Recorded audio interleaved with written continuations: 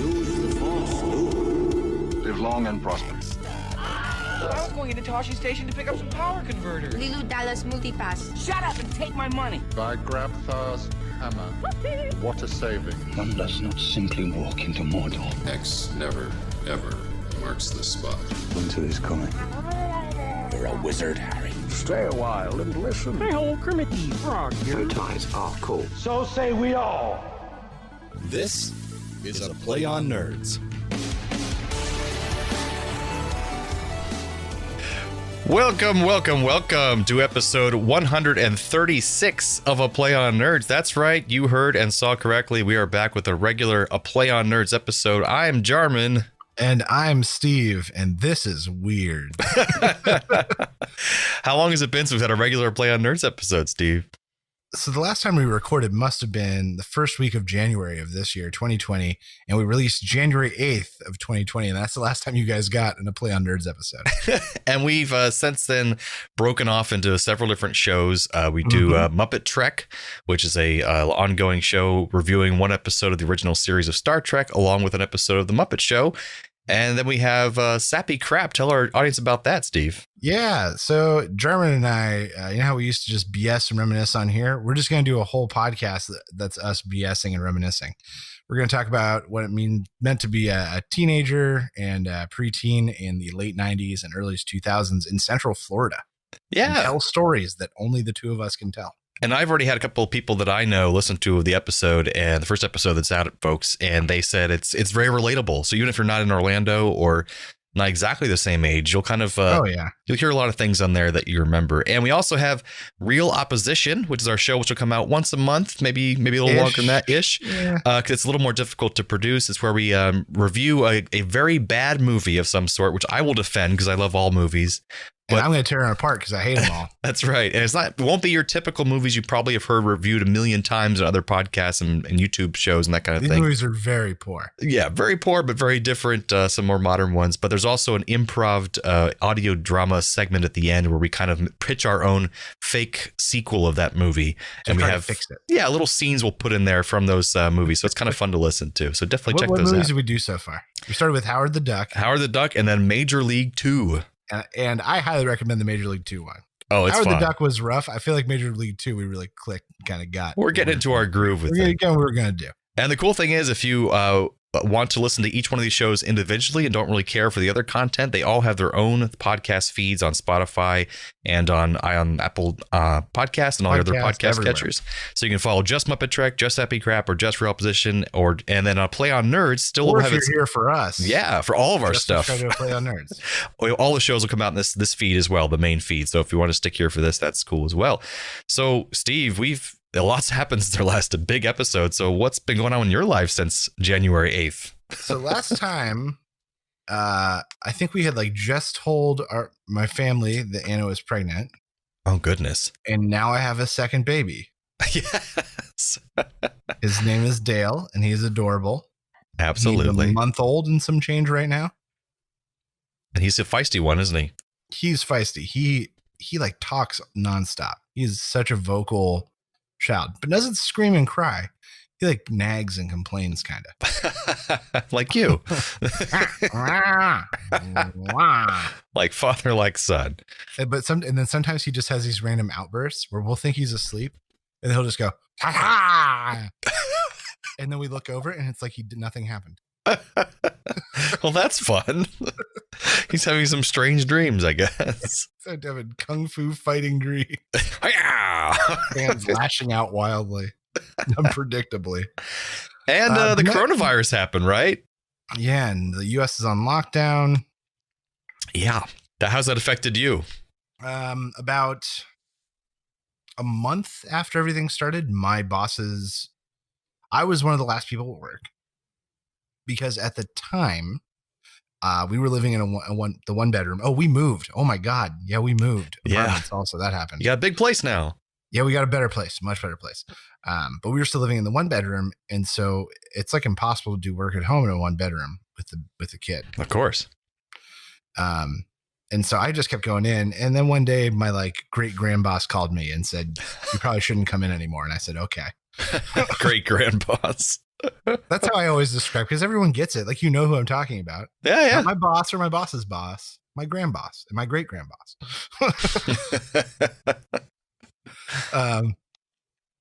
So I've been working at home, which has been an adjustment, especially moving. Luckily, the bigger place is kind of helping us keep our sanity. Nice.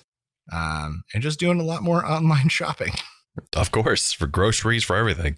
For everything, yeah. We do. I order ahead. We do pickup, minimal interaction. We've been doing Uber Eats probably about once a week. Yeah, we've been trying to keep it like once a week. But otherwise, it's a lot of Instapot meals. I made some white bean chicken chili. That lasts a long time. It's good stuff. Oh man, yeah. I made maybe a little bit too much. Well, yeah, I think otherwise, I still go to work every day, kind of at home. I still put in my time. There you go. I think it's been very similar. A lot of changes for me as far as nothing like a baby, but I've also moved in that time. So it's difficult moving during the coronavirus. It's not enjoyable, as you know, Steve. Hard getting movers here and keeping everybody with their masks on and that kind of thing. And you had a serious lady friend, but now she's a more serious lady friend. That's right. My girlfriend, who I had just started dating maybe around that time, or maybe a couple of months in. Yeah. You guys were pretty young. Well, we're almost to a year now. Were you guys dating at Christmas? September 13th is when we first got together. So you guys had been together 4 or 5 months. Yeah. So now it's been almost a year, but my girlfriend, traumatizing times will bring each other closer really fast. So she's already moved in. We live together now in a new house, and it's wonderful. We're all set up now and living through the coronavirus together. So that's kind of what's going on. But everything's going well. Still doing my audiobooks and voice acting. It still happens from working from home. So I've always been working from home. So not much of a big change here. I mean, that's kind of nice, I guess. Yeah, a little bit. It hasn't changed too much. But I do miss going to parties. I'm an extrovert, so this has been quite a taxing time for me as well. But worse for others, I'm sure.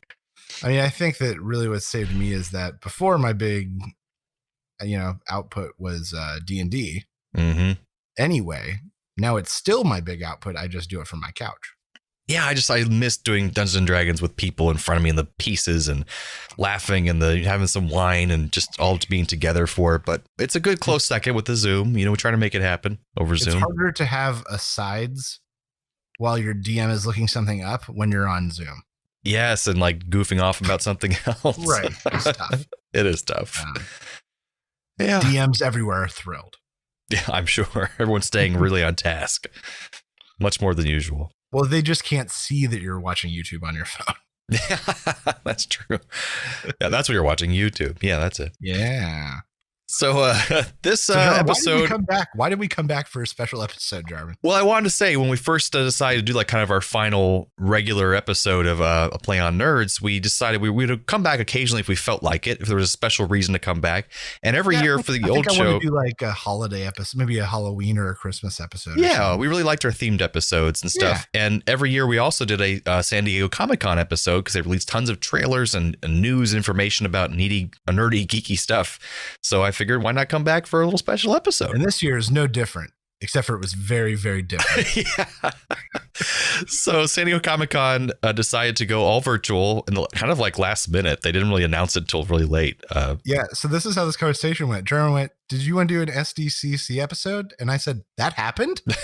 Yeah, exactly. Sure, I guess. And it's funny because most of the trailers, usually there's a ton of trailers, are all for things going straight to streaming services because... Which is great. I'm actually very excited that's the way this is going. Well, yeah, because you got 2 kids. You can't go to the theater very often. Oh, yeah. But I've always maintained that, like, I would gladly pay the price of 2 movie tickets to sit in the comfort of my own home. That makes sense, I guess. I just missed the real theater. And if you want to hear more about that, go listen to our Sappy Crap episode number 1, where we talk about going to the theater.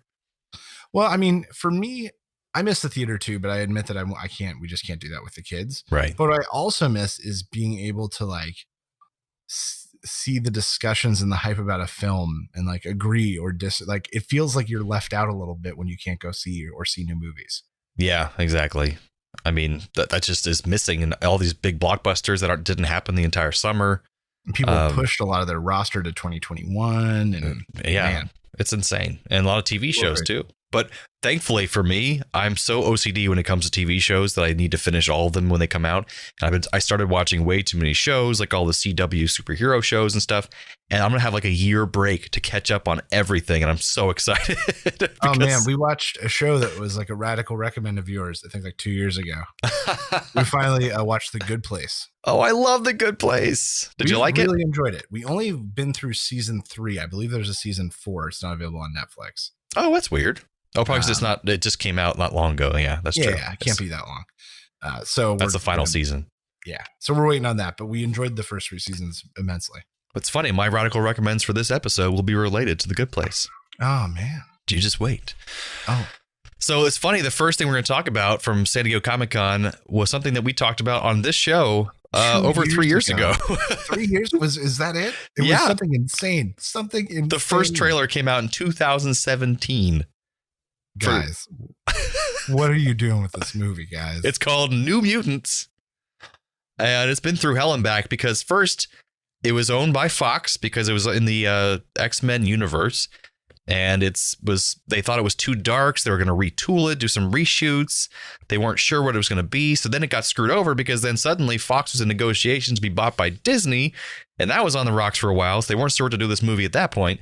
And then Disney agreed that it would be, I think, the final Fox release or something. And then that got retooled. So I'm not even sure. And then it was owned by Disney at that point. They're like, whoa, this is too dark for Disney. What are we going to do with this? And so finally, it's 2020 and they're like, let's do it. And then the pandemic happens. Then they get to push it even further. Oh my God. This is the first trailer that I feel like gives me an idea of what this movie is going to be. Finally. Yes. And the style is really cool and interesting. I liked it a lot. Yeah. It makes me worried. Like, I'm still very worried about this film. And the fact is that if they didn't have all this hot young talent that had stayed very, very relevant, yes, they may have ditched this project. But because it's got what's her face, Arya Stark, the kid from Stranger Things, and the girl from Split, and a bunch of other stuff, because they picked this talent that has stayed relevant, I think that they're like, we can't walk away from this. Well, they got lucky, yeah, because they're all very popular and they all still kind of look similar because they're very young looking people. Even though it's been like 3.5 years since they filmed it. So that was lucky on their part. But yeah, I think when the first trailer came out, it was so dark you could barely see anything. It was like maybe a horror movie, couldn't tell, but this had a lot of cool action sequences, cool powers. It just looks, do yourselves a favor, go and watch the new trailer. It makes it look a lot more interesting. So I hope it finally comes out eventually. Hey, Jarman, I think it's funny that I just realized in our old rating system for films that Shut Up and Take My Money and Get the Couch Ready are both now the same rating. That is so true. So this is a Get the Couch Ready. For those who don't remember, that was what we had ratings for all of our trailers. Get the Couch Ready is the same thing. Well, this one might be waiting to go in theaters. They might be pushing it back until then. So, I mean, I think that, but under the later rating system, I would say this trailer, I'd give it like 1 Gary Busey. I forgot that was our new rating system. You're worried about it, but you're still going to let him use the microwave. I give you're going to watch him. You're going to watch him.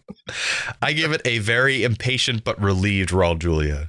Ooh, like he just got done having to wait for the restroom for a long time. Yeah, and he's like kind of pissed because what was the guy doing in there? But now he's like, okay, finally, Jesus. But now he's relieved because he gets to piss finally. Yeah, he heard the toilet flush, and then the sink ran, and then he heard the toilet flush again.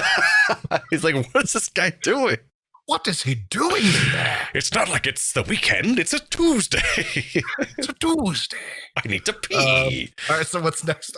Okay, next is Bill and Ted Face the Music. And this looks adorable. I'm sorry. It looks wonderfully cute. So I really want to be optimistic for this film. I really do, because rewatch Bill and Ted's Excellent Adventure if you haven't. It holds up extremely well. And if anything, acts as almost like a time capsule. For that time period. Personification of when the time period. And Bogus Journey has a cult following for a very good reason. I want this to be good. I'm not sure it will be. I think the problem is that the original movies weren't masterpieces to begin with. They're just cute and funny and time capsules, like you said, and kitschy and strange. And so people are going to expect this, this better be good, man. But the originals weren't good. They're stupid and they're fun. Like this, if this is stupid and fun, it's done its job. That's what I'm going to say. So the things I liked about the trailer are they showed us a lot of stuff, like a lot of stuff, at least like 3 different versions of Bill and Ted and various True. things. But I still have no idea what it's about really. And I like that. I like that they showed me a ton and I've got no clue. Well, we kind of have the idea that they're supposed to try to find themselves in the future to get the song that they've already written to save the universe. Their daughters end up in hell and they have to go rescue them. Yeah, it's a lot going on. I like that they have the daughters introduced. That's a good idea to kind of next generation gap it, you know? Oh, yeah, absolutely. Because kids their age aren't even going to know what the hell this is. So I'm going to go with a very giddy Raul Julia. Because while they did find his Raisinets in his bag, they didn't find his licorice, and he made it into the theater. I'm going with 2 Gary Buseys that convinced Raul Julia to get high and watch this movie. It's just a little bit of PCP. I don't do drugs normally. Okay, I'll try some. I don't do normal either. I know, folks, if you're listening this first time and like, what the hell is going on? It's many years in the making. Hey, I'm not the one who missed 135 episodes. Yeah, that's your fault, listener. So go back, listen to the library, come back and apologize. There you go. I'm tired all the time now. So next we have a little blip about Fear the Walking Dead, which I don't think Steve watches. No? No, but like the Scarface guy from Walking Dead is going there this season. He was there last season. He got there last season. Morgan was there last season or 2 seasons ago too, right? 2 seasons ago, yeah. Oh yeah. That's all that's as much as I've kept up on it. This show has actually gotten better with each season. The first 3 seasons, they just like didn't know what the hell they were doing. And spoilers, if you don't want to be spoiled.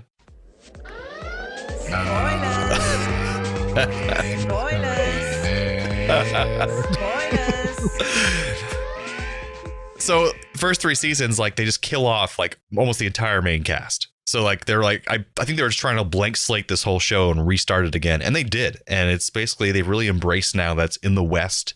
It's like old West style now. Like the characters are very comic booky. It's so much more interesting and different characters. So I think they've really figured themselves out. I'm glad they had the time to do that. And this season looks like it's taking it to the next level even again. So I think it's actually really differentiated itself from The Walking Dead, which is really cool. Try it out, folks. And then we have Walking Dead World Beyond, the unnecessary spinoff that's had a trailer out for quite some time. Steve and I reviewed this trailer or original trailer a long time ago. Yeah. What do you think about this, Steve? Which one is this? The World Beyond, Walking Dead. I've got to see pictures. Okay, yes, we did review the trailer, and we had no idea what it was. So we have a little bit more of an idea. It's 10 years after they said something. We don't know what event exactly. Yeah, I guess these kids have been raised kind of in the world of zombies, but at the same time very protected from them. Seems like they're in a walled-off school and that kind of thing. And they're going to go on like a fun adventure. And I think they're going to find that like zombies aren't mystical the way they thought. The world doesn't work the way they thought. Yeah, I think this isn't about like the one kid wants to go on an adventure across the country to go find his parents or something. So it's an important trip, but I don't know. It's just the thing is how young those kids are when they were filming this compared to when they're going to be actually able to film the next season of this show. I think they're screwed. They're going to be adults with kid casts. I think are screwed. That being said, in general, what I am excited for to come out of all this is I think we're going to see some very clever and unique new formats come out of this. Mm-hmm. And I'm kind of excited to watch TV evolve. But how? Like, how's it going to evolve? Think of it this way. Apple has launched new Fraggle Rock episodes, and their whole bit is that these folks are talking to their friends through these stones because they can't be with each other and telling them about things they're doing. Gotcha. Like, I'm excited to see interesting new formats, and I think we're going to see a lot of interesting, like blue screen, green screen, chroma key kind of stuff. And a lot more animation because that could be done. I think we're going to see a wave of adult animation specifically. Children's animation will of course also go up, but adult animation I think will go crazy. It's going to have to. And we're going to see a lot more like inserted actor kind of stuff. Yeah. and actors not touching each other strangely because they're actually not even on the same set. Oh yeah. But yeah, it's a teenage cast. It looks unnecessary. I'm not really that interested in it, but who knows? So I'll say maybe it'll surprise us all. I'll say 2 uninterested Gary Busey's walking away. That's my walking Temporal Beyond. I'm gonna give it 1 Raul Julia sneaking away from the 2 Gary Buseys who did too much meth in the movie theater. And he's trying to get out without waking up. Sounds like a smart idea, Raul. So now we have The Boys season 2, which was also renewed for a season 3 already. Did you watch The Boys season 1? I did, for the bulk of it. Yes. Yes, I liked it a lot. I thought it was a lot of fun. It's quite a ride.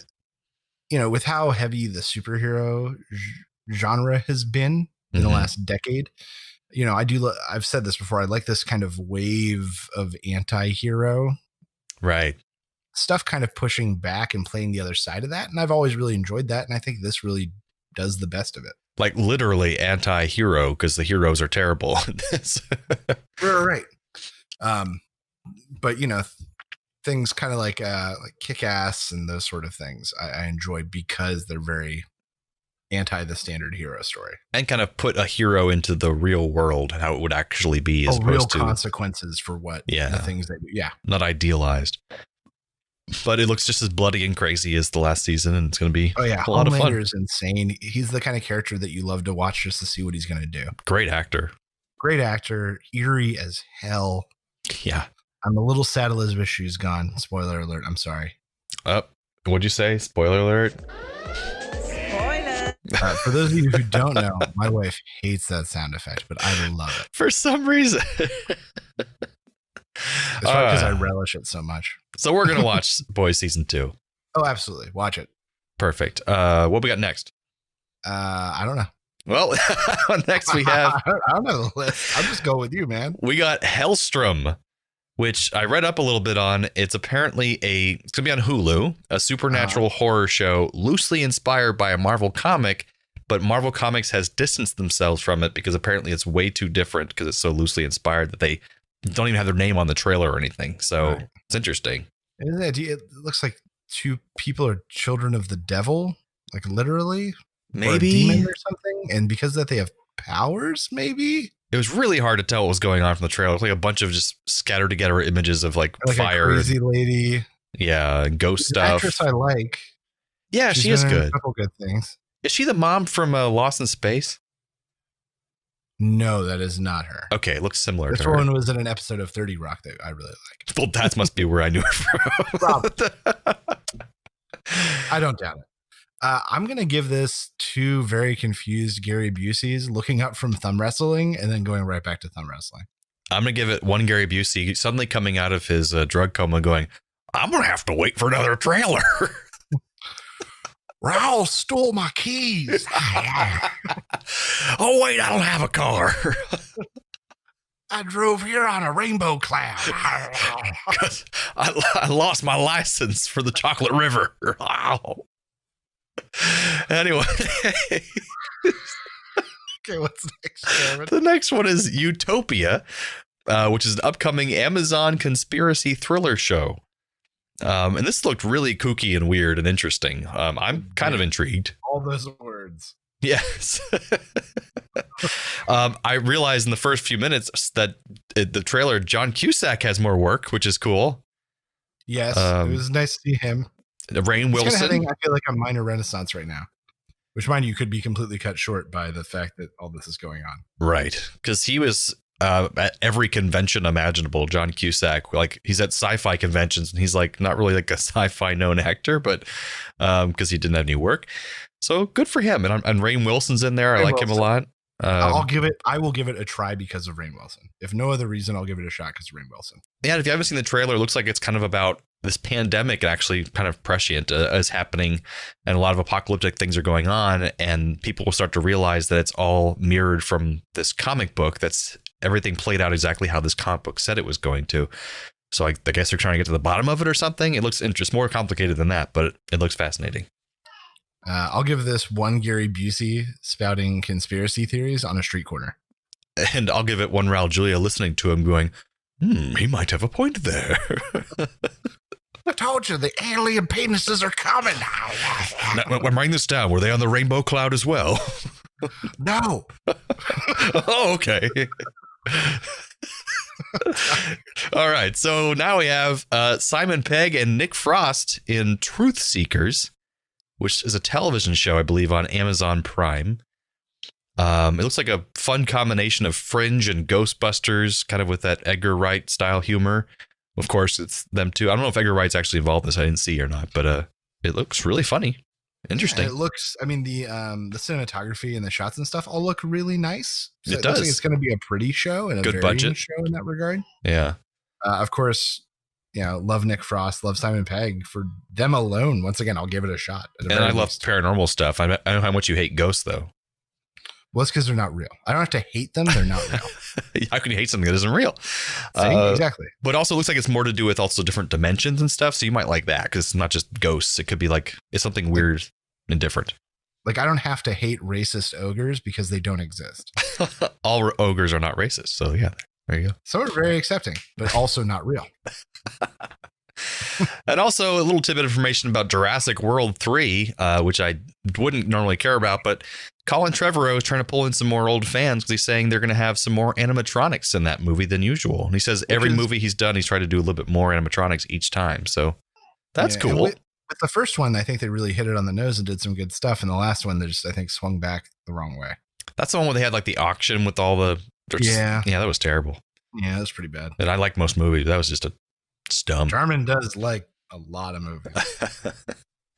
And it was announced a long time ago that there's a new series, Star Trek Strange New Worlds, which is going to be the story of Captain Pike with the Enterprise crew traveling around episodic, which is kind of neat. And it's great because I saw him at Dragon Con, and he was asking the crowd to be like, make sure you go out there and support. Maybe we'll actually get a show someday if you guys really like that idea so much. And they got their show. Nice, so very nice. Apparently they have 10 episodes planned out. So it could be a great show for someone like Steve to watch who hasn't watched like all of Star Trek yet.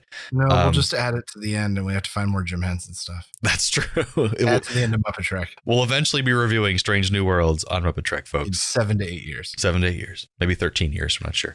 Maybe. And then after that, Star Trek Prodigy, which is an animated series just for Nickelodeon, which is interesting. Weird. They say it's a new original CG animated series which follows a group of lawless teens who discover a derelict Starfleet ship and use it to search for adventure, meaning, and salvation. This will be the first Star Trek animated series aimed at children, which is kind of true because the first animated series in the 70s was aimed towards adults and children. So right, a little bit of both, but that's interesting. Yeah. And another animated series is Star Trek Lower Decks, which is aimed for adults, which will be coming out relatively soon, I think. Not too far away in the future. I think it was like August something. You gonna watch that one? You interested at all? I mean, yeah.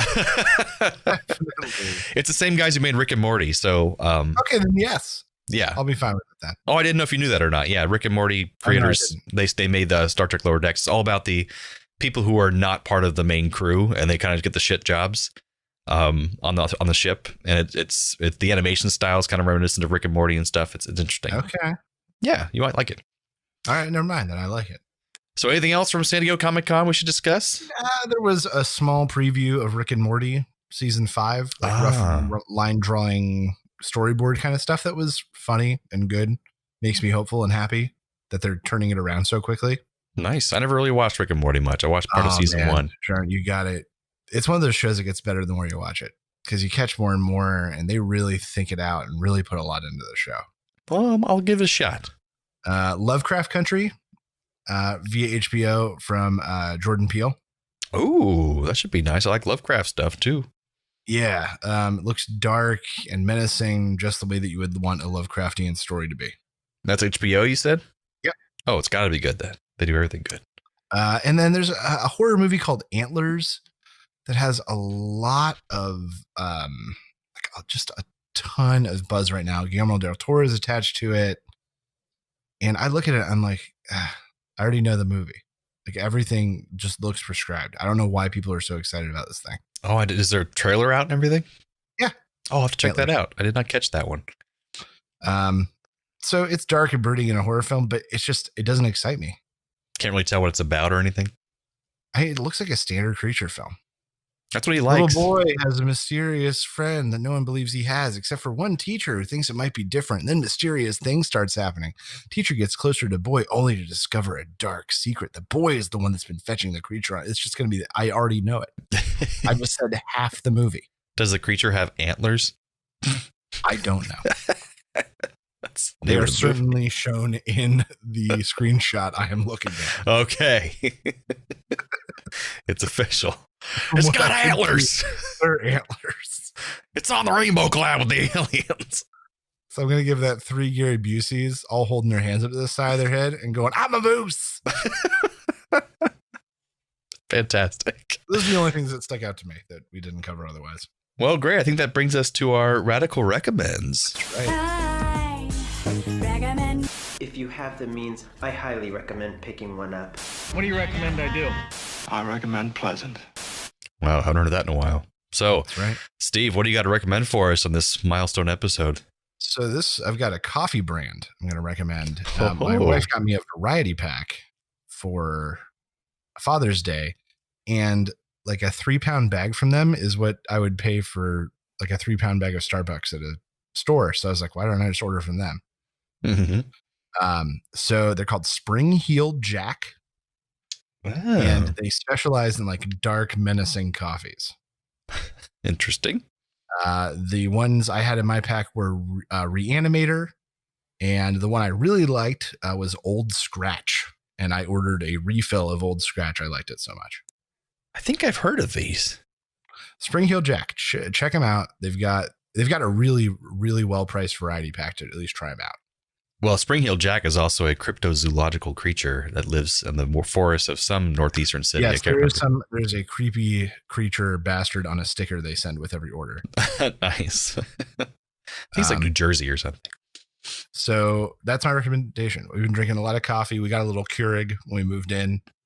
And so I've been doing a lot of individual cups of Spring-heeled Jack's Old Scratch. That's my radical recommend. And I'm sure the wife is enjoying getting back into coffee again after not having a baby. Oh my gosh, yes. And beer. Oh, yes. Also, I want to recommend a show that has been out for a long time now, but just recently got its season 4 out of nowhere, and that's Veronica Mars. Wow. That's why it's related to The Good Place, because it stars the wonderful Kristen Bell. That's right. And it's one of my girlfriend's favorite shows, so we have a list of shows we want to show each other, and so it's my turn to watch one.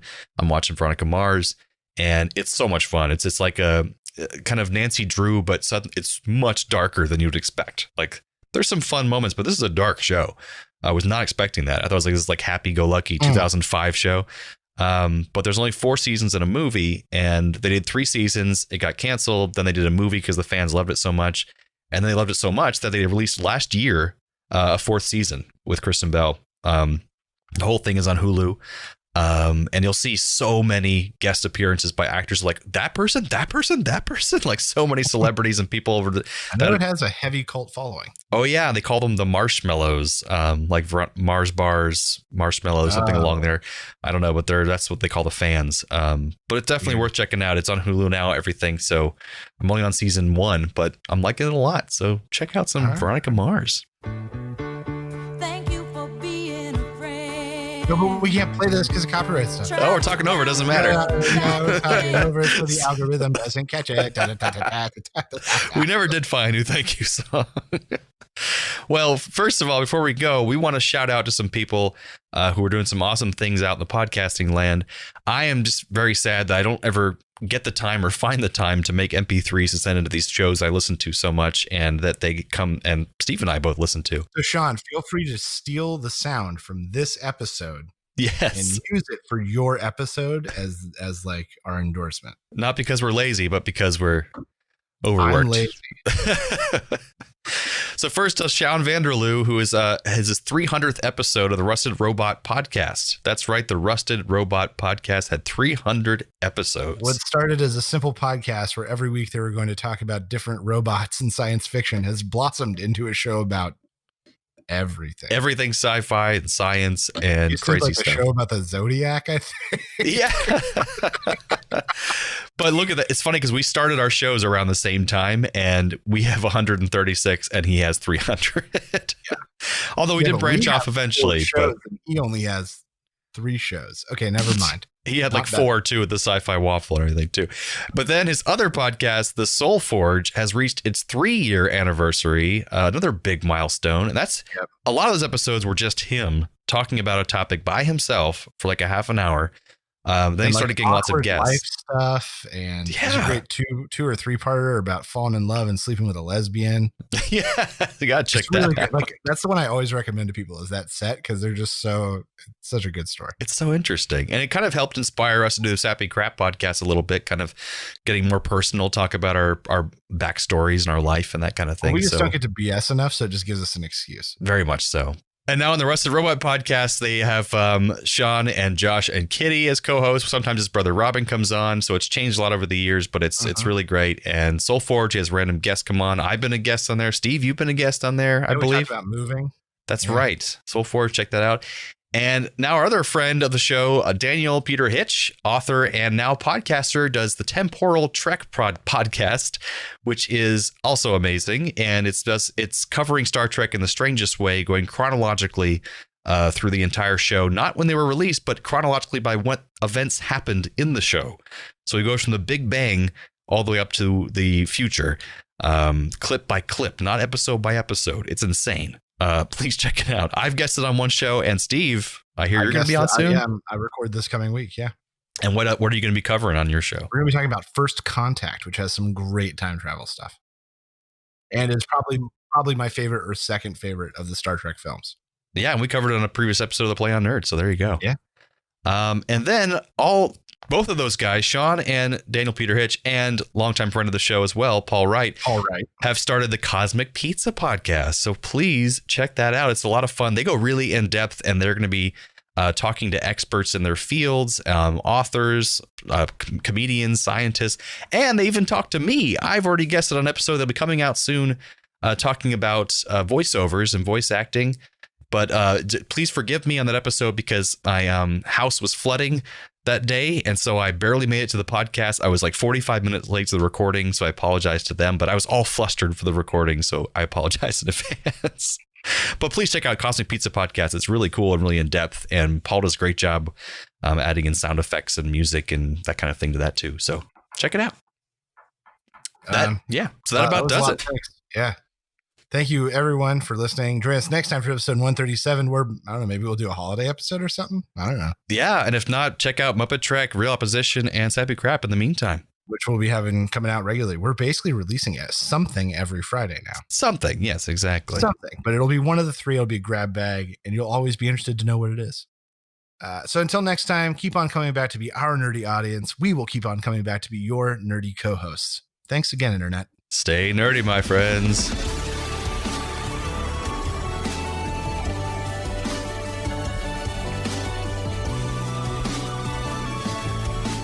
Thanks for listening to A Play on Nerds. Find all of this content and even more nerdy news, reviews, and fun at www.aplayonnerds.com. Be sure to like us on Facebook and follow us on Twitter so you know the exact second we release new podcasts, articles, and other nerdy content. We know you're impatient. Subscribe to us on iTunes, Podbean, Buzzsprout, Podomatic, and whatever the hell else you use. Also, please leave us a rating and review on your chosen podcast platform so we can be discovered by even more nerds like yourself. However you do it, check us out. And how.